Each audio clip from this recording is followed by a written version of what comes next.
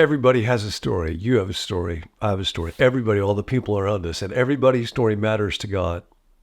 Everybody's story is precious to them.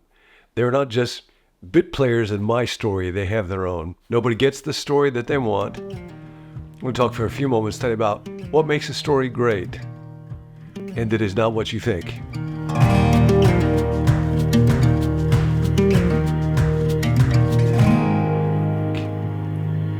And we will be taught by Brother Lawrence, whose given name was Nicholas Herman.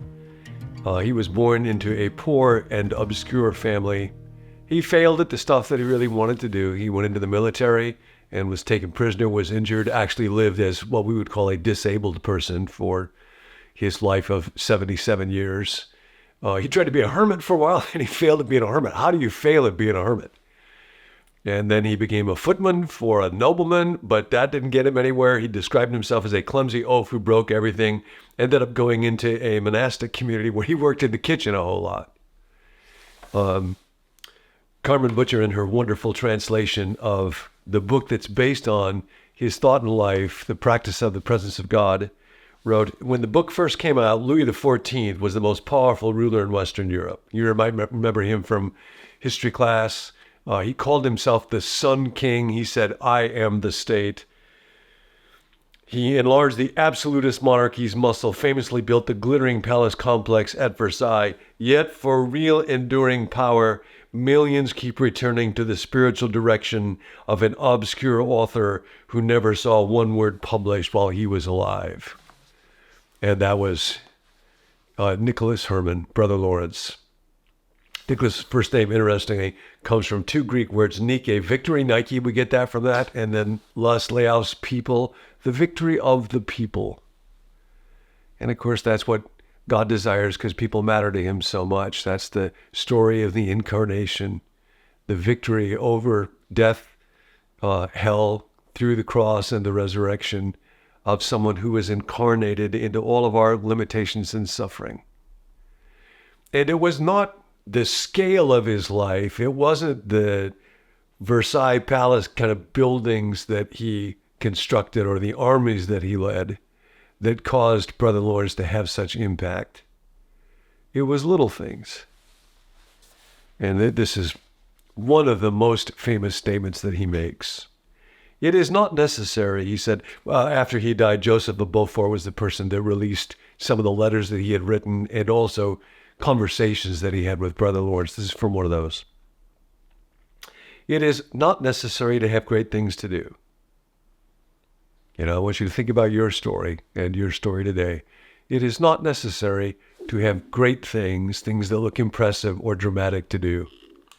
I have a friend who, like me, is a 3 on the Enneagram, if you know Enneagram stuff, and he said, one of the saddest things in the world is to be a 3 and not have the gifts to carry out your ambitions, to satisfy your ambitions. And I will tell you something, when you're a 3, there are not enough gifts in the world to satisfy ambition by its nature. If it becomes God, ambition is not a bad thing as long as it's kept in its place. But when it gets out of its place, and it always wants to get out of its place, it always wants to crawl into the throne, it always wants to be God and drive your life, there are not enough gifts in all the world to satisfy that monster. So now live with these words. It is not necessary to have great things to do. Beaufort goes on, I'm describing for you a lay brother in the kitchen, so let me use his own expressions. Now think about this. I flip my little omelet in the frying pan for the love of God. When it's done, if I have nothing to do, I prostrate myself on the floor. And I love my God who gave me the grace to do it. After that, I get up happier than a king.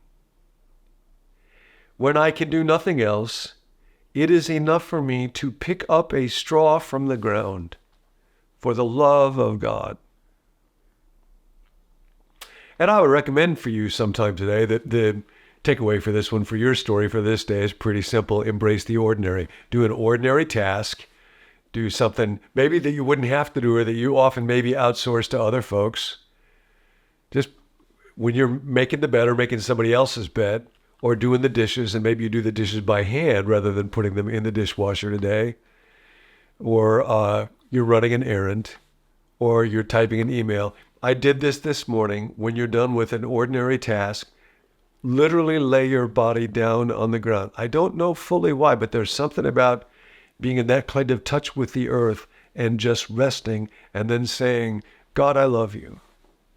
Say a word about what does it mean to do something for the love of God. So often I'll think, well, I'm supposed to feel these great feelings of love, but I can't conjure them up, so I'm not able to do that much. No. What Brother Lawrence is talking about here is, first of all, an act of the will. I just simply stop and say, God, I love you. I want to love you. I want a heart that is full of gratitude, and I will express gratitude right now. I have this life. I have this body. I have these friends. I have this day. I have this room. I have so many things to be grateful for. God, I love you. I choose by an act of the will to express love for God and to do what I do out of love for God.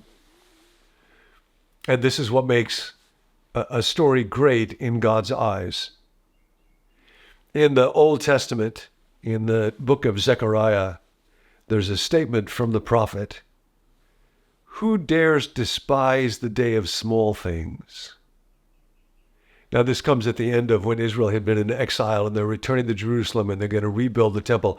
Only the temple doesn't look grand, doesn't look like Versailles. Temple of Solomon, that was amazing. This one is going to be just a knockoff by comparison, this second temple. God says, who dares despise the day of small things?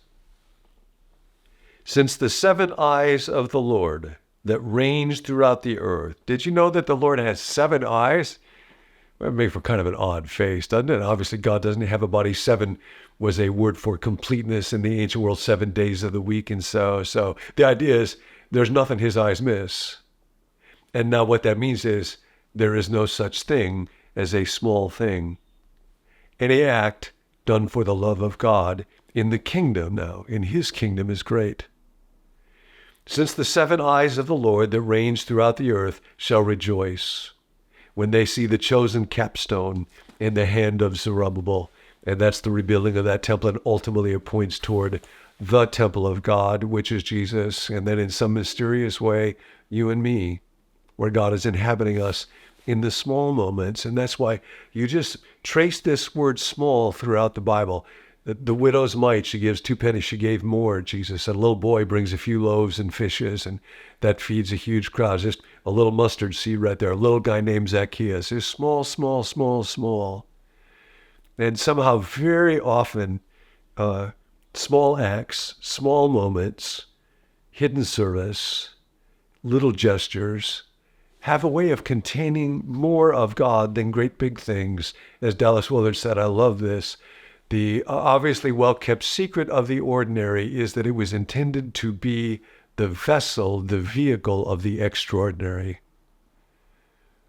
And that's ultimately expressed in the incarnation with Jesus, where God became small as a baby, small enough to fit the manger.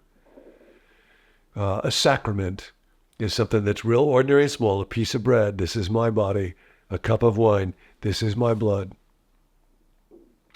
That's why we pursue relics. My office is full of relics. I might take them around sometime. They're ordinary things, but they become extraordinary because they become a part of somebody's story. I was reading a little bit later on this year, the jersey that Babe Ruth wore when he called his shot in the 1932 World Series. And yes, this did happen. Charlie Roux was pitching for the Cubs. Babe Ruth pointed, ends up hitting a home run. He was wearing a jersey. That jersey is going to be auctioned. And the folks that are leading the auction are predicting that it will bring up to $30 million. It will certainly exceed the top baseball relic right now as a Mickey Mantle baseball card that sold for $12 million. Now, someday back in the middle of the Depression, there was some seamstress or seamster who stitched that shirt together in some shirt making place. They had no idea that it was going to be worth that kind of money. And Babe Ruth himself never made that much money. His top salary is like $80,000, unheard of back then. Somebody asked him, do you think that it's right that this last year you made more money than President Herbert Hoover? And Ruth's response was, well, I had a better year than Hoover did. That was the middle of the Depression.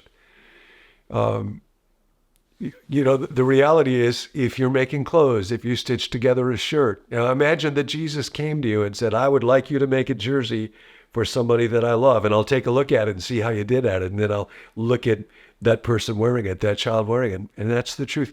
Every small moment, see, our story is part of a grander story. I took our dogs out for a run today, and I thought, well, I'll just try to do that for the love of God. And took Cooper out, ran him a little longer, a little faster than usual, came back, loved him a little more than usual, gave him a little more treat than usual. Then I went out with Baxter and Cooper, just howled, don't go without me. The obviously well-kept secret of the ordinary is that it was meant to be the vehicle of the extraordinary. What makes a story great is not its visible scale. It's not the title, Sun King Louis XIV. It's not what makes people go, why, the Versailles Palace. It's that it's done with great love for God. And when I'm done, I prostrate myself on the ground and I pour out my love to God. That's what makes a story last. You have a story. Make it great. Hey, if you enjoyed that video, be sure to subscribe to our YouTube channel so you don't miss any future teachings from John Ortberg here at Become New. My name's Tim, and I'm a part of the team here. This series is all about stories. Everybody has a story, and everybody's story matters. And we want to know about your story, whether it's a story of coming to faith or a story of spiritual growth. Whatever it is, we're here for you. You can email that to us at connect@becomenew.com, or you can text it to us.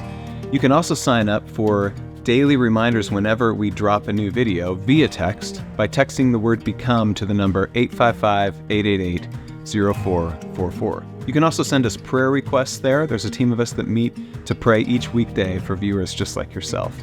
If you'd like to receive the emails that go along with each video, be sure to check that out at becomenew.com/subscribe.